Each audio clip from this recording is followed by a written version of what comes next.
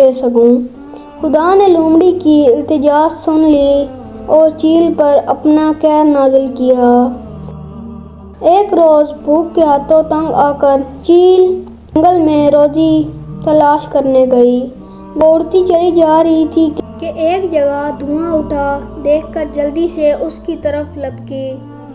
دیکھا کچھ شکاری آگ جلا کر اپنا شکار بھوننے میں مصروف ہیں۔ چیل کا بھوک سے برا حال تھا، بچے بھی بہت بھوکے تھے۔